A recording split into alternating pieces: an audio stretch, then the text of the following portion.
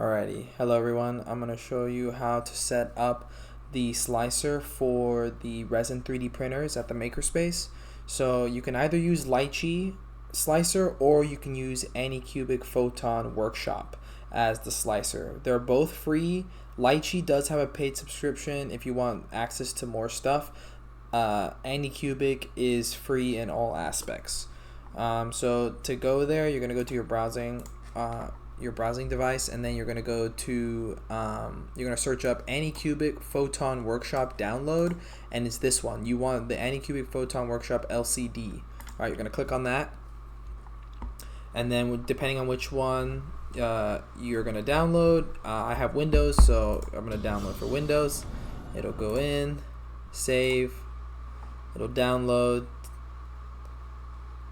and then double click. You're going to go through the setup process. Yes, you're going to go through the setup process. English, next, agree, install the files. This one is for the Anycubic resin printers, which at the moment of recording we have the Anycubic Photon Mono 2 and the Anycubic Photon Mono 1 available. Alright, so after that, it'll be finished, and then it should boot up immediately. Alrighty, so it'll take you through a tutorial on how to set things up. You can skip this part. You don't have to make a cloud or login or any of that. So here's where you choose the printer type. So like I said, we only have 2 available at the moment for the Anycubic Photon printers. So one, you have the Anycubic Photon Mono 2, so you're going to click that one. That's the one that is most popular. But if this one's taken, then you will have to slice it to a completely different printer, which has different sizes and different requirements, which is this one, the Anycubic Photon Mono. Alright, so these are the 2 that we have. Anycubic Photon Mono 2, Anycubic Photon Mono 1. Alright, I'll show you the one for the Anycubic Photon Mono 2. Alright. You'll select that, and then it'll say import your first model. Well, it'll give you a model as a test model, this little stag. It'll show you all of these options here. Just press next. All of these options at the top, it'll just press next. Then the supports is the next bit. Press next. It'll generate automatic supports for you, and then next it'll show you the design stuff down here for the machine, the resin, and the slice parameters. Just press next, and then you're going to slice, or it'll slice for you, and then you say complete. Okay, don't worry about this, we'll do this later. Okay, so that's the tutorial, which in my opinion is very laxed, so we're gonna start over. Okay, so this is what it's gonna open to when you start a new project. All right, now you don't need to import model through here. You don't have to do that. You can go to your files, and you can drop and drag into it, and if it doesn't fit, it'll ask you to scale it. You can scale it, or you can actually rotate it. So this one, this is what it looks like. Now the way to move around like this, I'm clicking the right mouse click, and then I can move it around, up, around.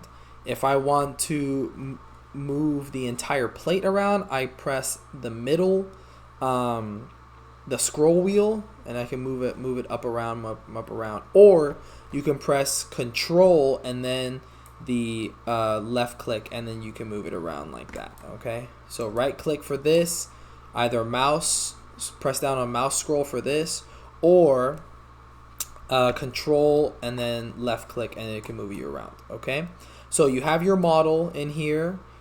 This one doesn't fit, but that's fine. So you're gonna go to make it fit so that you don't have to rescale the model. You're going to go to rotate, and here you have your rotating options.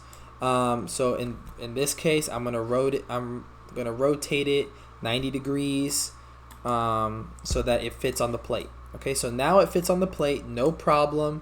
Next thing you're going to do, so now that your model is in the slicer, so this is the slicer. The box is the limit of the size that the slicer can print, or that the printer can print, which which is only specific to the Photon Mono 2, all right? If you're gonna print on the Photon Mono 1, the print plate, which is this square down here, is smaller, and you will have to reorganize whatever you want to print to that new print plate. Otherwise, it will not show up on the screen of the resin printer when you set it to print, okay? So, after you reorientate it, the best thing to do for good practice and for your prints to turn out very well is to rotate your model at a 45-degree angle, okay? Boom, right there. Or you can do it this way too, all right? Normally, the one that's the highest point will be the part with the most amount of detail, and then what's under here, there will still be detail, but that's where all the supports are going to be, and they may or may not slightly smudge your finer details here, okay? So just keep that in mind if that's what matters, okay? So next thing, now that you've rotated at 45-degree angle, you're going to go to generate supports. Just say, okay, yeah, got it. So this window will pop up here, okay? So the best thing to do with the Anycubic supports or any resin printer supports is to switch it from medium size support script to light support scripts, because if you do it medium, the supports are, yes, it'll be less supports, but it'll be a lot thicker and a lot harder to take the supports off, and it runs the risk of ruining your print. With light supports, it's going to print a bunch of them, but they're going to be so thin that once you heat up the supports, they'll just peel right off your model, and then you're perfectly fine. Your model will be unbroken and unharmed. So then you're going to go to generate supports. See, this is what I mean. Right here, a lot of supports versus if we do medium, yes, less supports, but this one would be a lot more difficult to take off. And then the difference between heavy supports, press generate, yes, boom. They're a lot thicker, and so they're a lot harder to take off. So stick with the light and generate automatic supports, yes, boom. A lot thinner, and they're a lot easier to take off as well, okay? Now, one thing is with the slicer, there will be bits that they miss. Okay, the slicer is not gonna put supports on every single piece, and sometimes it will miss certain parts that will just not print at all. So to avoid that and to check if that's gonna be the case, you're gonna go to manual editing down here on the slide, and you're gonna move down to the bottom. So all that red is where it's not gonna be supported, okay? Now this one actually came out fairly well. Maybe just add a few. You can add a few more supports where there are large red portions. So you can go here, add a few more supports. Maybe there's some down here at the finest points that need a few more supports. But overall, this one actually came out pretty good. I'm actually surprised. There's maybe one more right here. Okay, golden. So yeah, you can always check to see how the print is gonna look. Make sure that if it's a deep red, then you got a problem. If it's like a light red, like pinkish red like this, then you're fine. All right, you're gonna press done, and when you're here, so now your model is supported. It's not sliced yet, but it is supported. Now, the best way that I have found to set up these supports is you have to do a little bit of editing over here. So the supports that I typically go for, first things first, the support angle. This is the amount of supports that are going to be on your model, okay? So you can change this number to go higher or lower depending on how many supports you want on your model. So I can take this up to 60. All right, and then click on make sure you're selecting the model, otherwise it won't know what to generate supports for. Generate automatic supports, and it made a lot more supports this time, okay? Now, my sweet spot for stuff like this is around 75% of the support angle, so that it gives you a lot more supports. and it will give you a lot more of that detail. So it's like connected to bits that you wouldn't think that it's connected to, and it gives a lot more support and a finished look to your model. The anchor distance is too much, all right? You want to lower that to 0.650, all right? That's the sweet spot that I have found to work the best, okay? Next thing is the top width. You're going to want to change that to 0.15, all right? Next one, model distance can stay the same. Contact width, you're going to want to change it down to 0.3. And then the length, you're going to want to change that to 4 millimeters, all right? This can stay as is. So next thing you're going to do is you're going to go to more settings. You'll see that these ones are already changed from what we changed it before. You don't need to touch anything here. The connection, the next piece for the connection of the supports should be relatively the same. It should look, just want to double check that it's the same as this. All right. Next thing, bars. Bars should stay as is. You don't need to mess around with that. That's just how, if the supports need to be more connected and stronger, it'll create bars like this. So you don't need to touch that. Second one, base.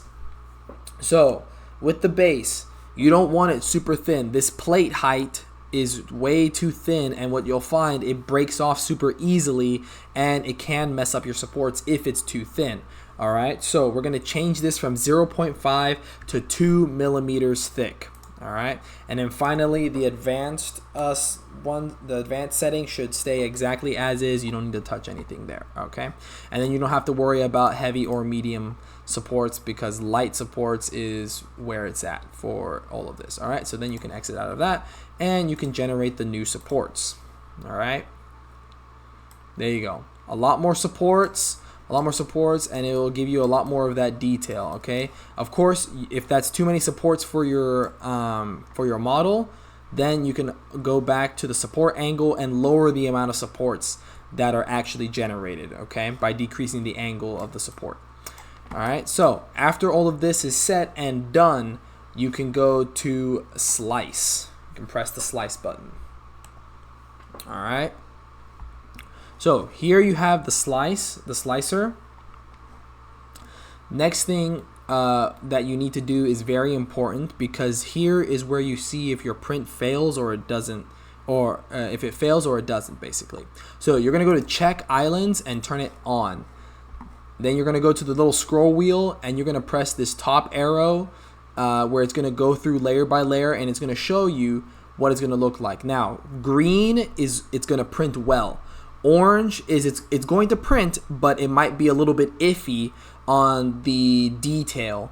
And then red is that it has no support and it's not going to print at all, and it's going to get stuck to the bottom of the resin vat, which if that does happen, that's a problem, because the print will continue and just more and more resin will begin to clump on that bit that didn't print on your model. And so at the end, after your print, one, it'll fail your print.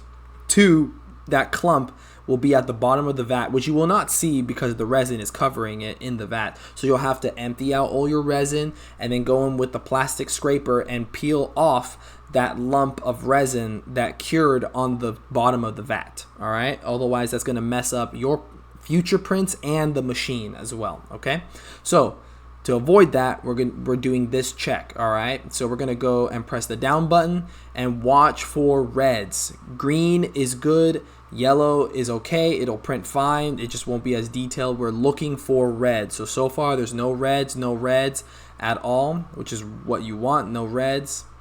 If it's a very large yellow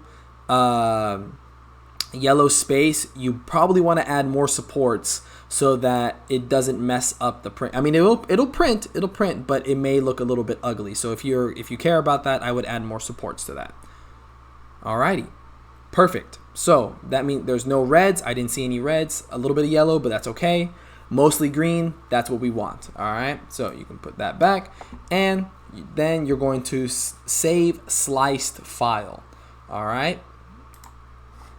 So from here, you can go to your downloads and just say, okay, name it whatever you want it to be. Because there's going to be two files that's going to save, and they're going to be under the same name. So the first thing that you want to do is to distinguish between those two files. So what I normally do is I'll just do dash sliced. All right, that's how I know this is the one that I want to put into my thumb drive and send to the 3D printer, to the resin printer. The next thing you're going to do is then you can just exit out, save. Same thing, it's the pre-scene, don't worry about that. Just press save. All right, and then boom, you're done. Okay, now I'm going to show you how to print for the Photon Mono 1, which at the Makerspace it'll be the small yellow resin printer. So to switch between the Photon Mono 2 and the Photon Mono 1, you need to go to Machine, and then here you're going to go down and say Add Printer. And then this screen that came up before should pop up. You're going to go to Anycubic Photon Mono. All right, click on that, and you're going to press Add. So from here, then you have it now selected. If you're going to print on the Anycubic Photon Mono at the Makerspace, what I found works best when it comes to printing the resolution and with printing your models, you need to change a few things with the resin. Okay, so first things first, you need to change this exposure. You go to Edit Resin, and you're going to change the exposure time.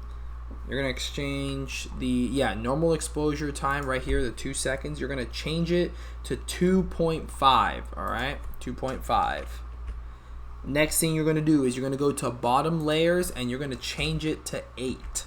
All right, so those are the two numbers that you need to change when you're printing on the Photon Mono 1, because the original settings, it'll print, but it tends to make mistakes, and your print doesn't come out. It'll cut random parts of so it just means that it doesn't have enough time to expose the resin so that it will stick. So you need to increase the exposure time and the bottom layers as well. Okay, so after that you can press OK, and it is ready to go. Next thing that I want to say is what I calibrated it to was these standard resin prints. All right, so these Anycubic standard resin or standard resin plus are fine.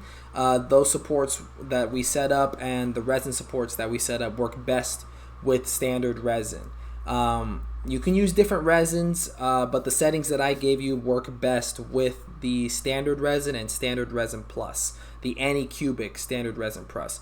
Don't really get inland. Inland is a little bit, it's a little bit iffy. It's more 50-50 whether your print comes out, and it ends up being more of a waste on resin than your prints coming out as you want them to come out. So just stick with standard resin plus or standard resin, and you'll be good to go. So see, now that we've changed it to the smaller size, look how much smaller the plate has become, and it no longer fits our model. So again, we need to re-rotate this 90 degrees, and now we have our print ready and sized for the Photon Mono 1. Okay, the Anycubic Photon Mono 1. Now you can slice it. You have to slice it again. All right, and then this time you have to do the same island check over again, making sure that there's going to be no reds. Remember, green is good, yellow is okay, red is it will print, but it'll stick to the bottom of the vat, and then you're out of luck and it'll start to clump. Okay,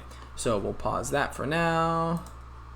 One final detail is here is the time at the bottom. Estimated time is 3 hours and 11 minutes. Okay, so the way that the slicer works and the way that resin printers print is they print layer by layer. So it doesn't matter how much stuff you print, it's how tall it is. Okay, so you can fill up this entire print plate with stuff. It'll stay the exact same time if whatever you're printing is the same height. The time will only increase depending on how tall your object is. Okay, then same thing, save sliced file, bada bing bada boom, you're good.